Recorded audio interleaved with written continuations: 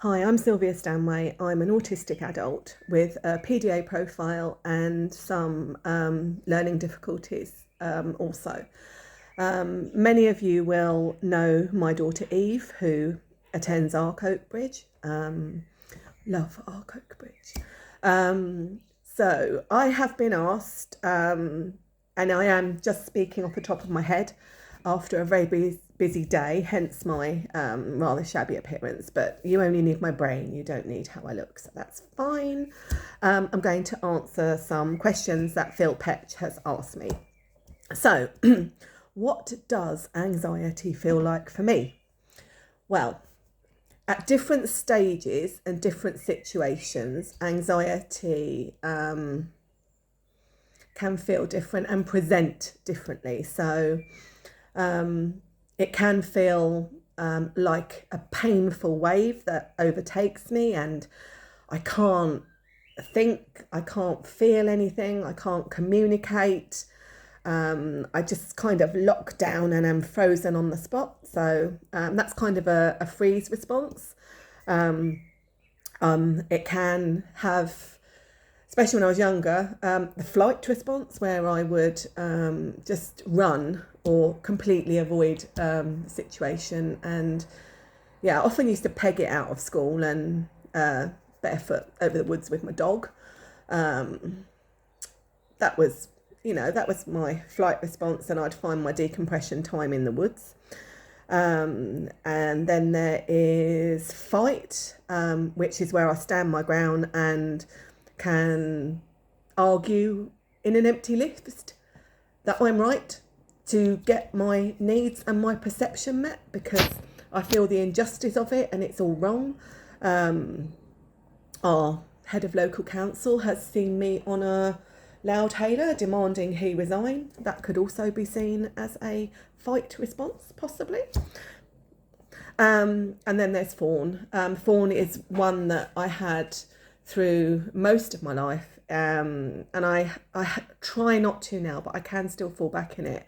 It's people pleasing and saying what people want to hear, just to avoid the demand of it, really, and to make people happy because you want to make them happy because then you might be happy, but actually often in making them happy causes far more issues, and then that leads into all sorts of masking and stuff. And we can talk about masking, but masking is something a lot of autistic people do to fake it, to make it, or to get through, but ultimately it's extremely draining and damaging and not very helpful. So in my opinion, the most successful autistic people are ones allowed to be our authentic selves.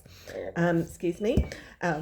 Be our authentic selves and not have to mask anything. Be free to live as we need to be and to communicate as we need to be without feeling like we're terrified of what we say, which unfortunately a lot of kids are. So impact of anxiety, there we go. Yes, the impact, I think I've touched on it a little bit. Anxiety can make me have painful meltdowns. Not long ago, I was rolling on the floor screaming in the doctor's surgery. I won't tell you the whole story, but they have had some autism training since because they needed it. And yeah, I also have one person now that I deal with. But, we don't choose to melt down. We don't choose to communicate our distress in that kind of behaviour. I think a lot of people assume we choose behaviour, and we don't. It's painful for us. And I think people need to remember that all behaviour is communication. So rather than saying this person just needs to get themselves together and calm down, if we could get ourselves together and calm down, we would. Actually, it's better to look at what we are communicating. How can we make this environment less painful? And what can we do to remove those demands so that that person can feel safe? Because ultimately, a meltdown is because you don't feel safe. But people don't equate it to that. They just see it as poor behaviour. And I've been told in that sense, by many people, I am the most poorly behaved, when actually what I'm trying to communicate is I'm not poorly behaved. I'm suffering in an inhospitable environment with far too many demands, can be implied, can be actual, can be sensory. There's far more to it. I don't throw myself on the floor and scream at people and hide under benches or hide under clothes rails for no reason or to get attention. It's painful. And I think it's really important to remember that it's not just our kids that feel that, it's adults as well. But as an adult, because it's more unusual, I might be heard more if I get someone willing to listen, whereas people look at a child and say, oh, it's just a tantrum. It's not a tantrum, it's communication of trauma, of fear, of I'm scared, I feel out of control. It's a sign that that person is suffering, and we need to hear them, and we need to look at what we can do to make the environment right around them, not what they need to do. I think one of the things I've always found really difficult is how much the onus as I grew up was always put on me to fit in, behave, not be the bohemian one, to go to school, to sit still, to keep my shoes on, to wear things that hurt me and itchy scratchy, to eat things I didn't want to, and to understand peer relationships, to be able to sit in a classroom. Everything was always my fault. And it's not until I'm an adult that I've actually had someone say to me, and I say it to people all the time now, it's not your fault. It's the world. It's the world that's inhospitable, not your fault. It's not you that need to compromise. It's the world that needs to recognise that you need what you need to survive and feel safe. Anyway, we'll get back on to... That's a really serious impact, actually. And one other impact that I think people underestimate that I'll share with you is masking and trying to fit in, trying to fake it to make it. I did it for years to the point where, nobody knew I was autistic. They just thought I was a complete nightmare, to be honest. I was the bane of everyone's life, whether I was barging into the headmaster's office demanding we have a discussion about injustice in the school, whether I was bunking off, whether I was, generally just trying to be heard, breaking into the school at lunchtime because I was cold, getting stuck in a window. But actually, I wasn't being difficult. I was cold. I didn't want to be outside with all those crazy people. I wanted to be quiet and in the warm if I had to be in that place. So masking and faking it to make it, for me, was so severe that I ended up in, it was a very nice private convalescence. Oh, excuse me, I don't know why I'm so windy. I hope you can still follow this because I'm not recording it again. Sorry. I ended up in a convalescence home. It was actually a nut house. It was just a private nut house that thankfully my father's insurance could cover. And in my mind, I was there for the summer, so I don't know what months it was. I believe I was in my teens. I don't know if I was adult or child. I can't remember. I know there were adults there, and I know I was expected to do my own washing, and I wasn't very happy about that.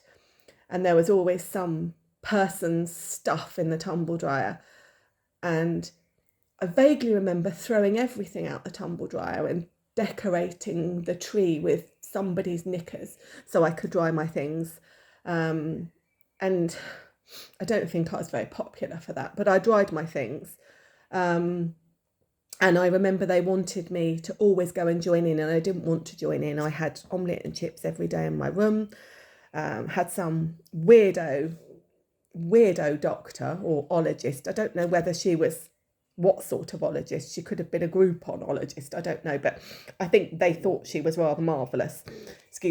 Say to my parents that I would never amount to anything and I would always be unable to communicate and probably a burden on them, which actually, as a young person, is quite traumatic to hear. and they were trying to get me to join in, and I didn't want to join in with them. I didn't like them.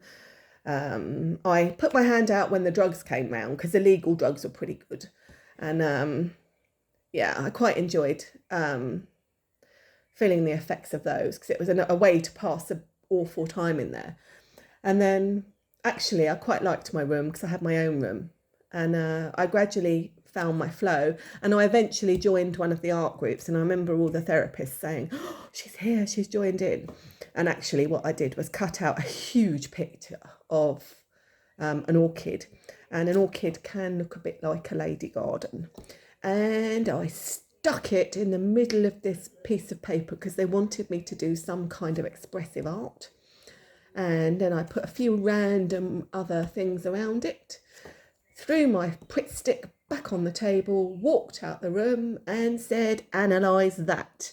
I think I added a swear word on, but I won't share that with you at this point in time.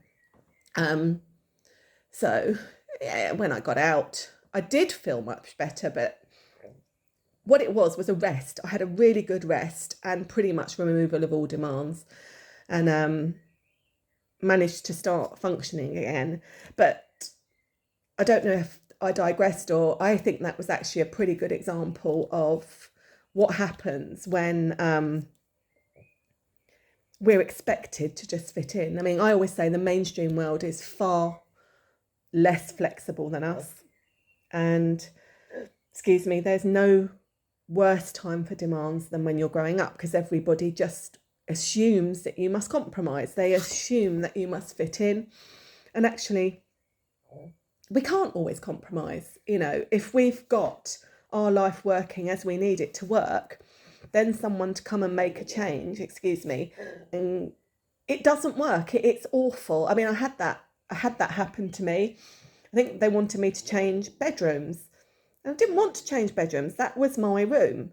And it was kind of like, oh, but your sister needs it and she's very sad and all of that. And, you know, there's me kind of fawning my way through it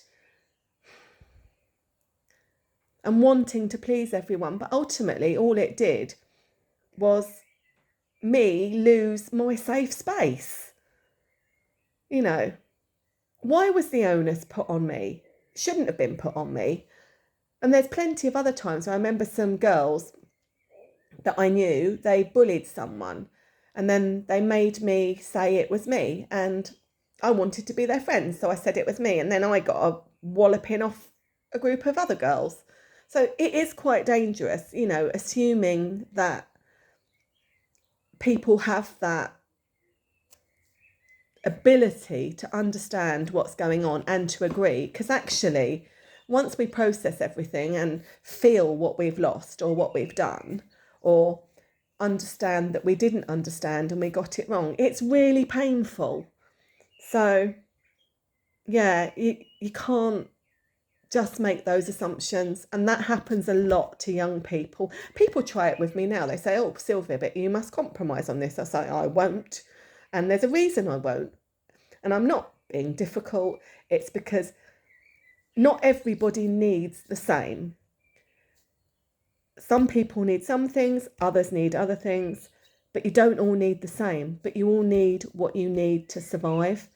And we have to be very careful when we make those decisions of what someone needs to survive, because you can't judge it based on how you feel or what the expectation is. It's something that we don't talk about enough. So for me, big triggers are change, injustice, massive trigger for me.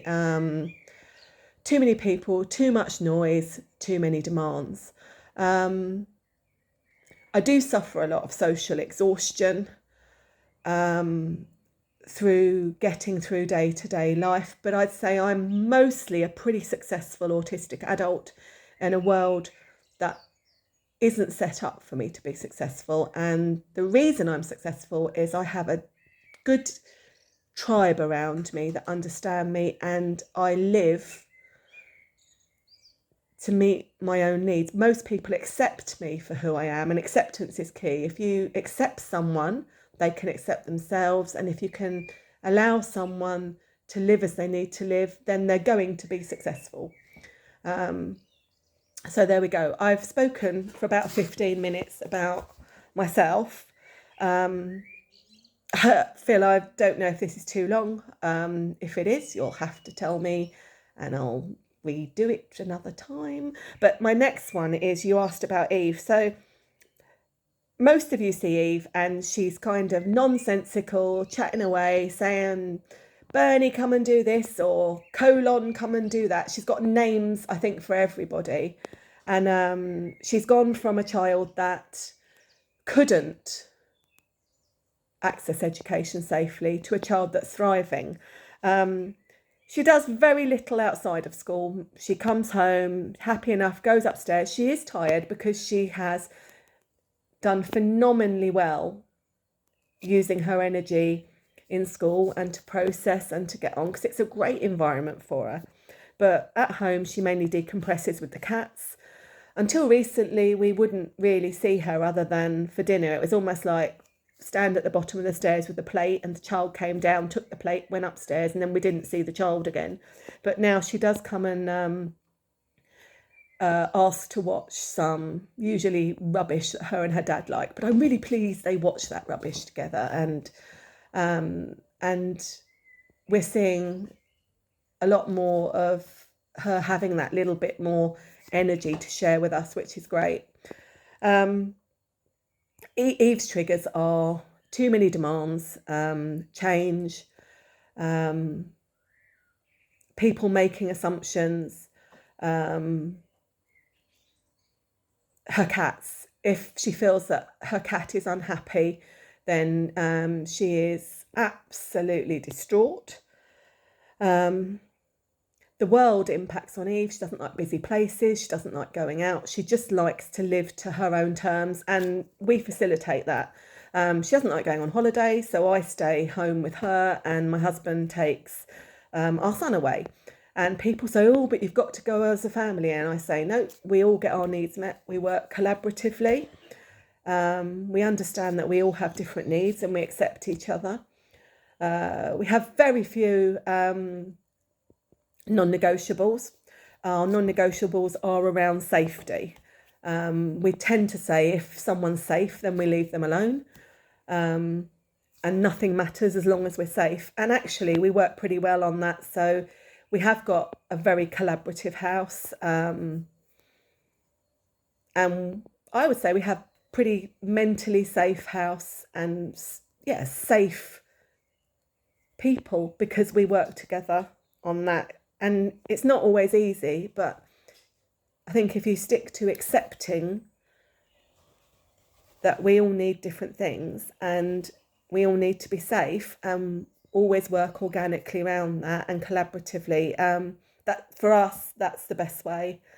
And we've seen a massive improvement in mental health by having that sort of family approach.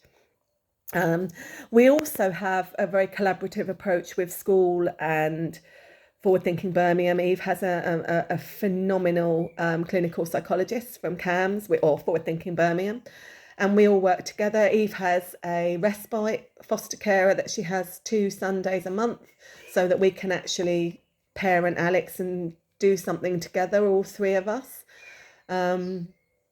which makes a difference. And they model how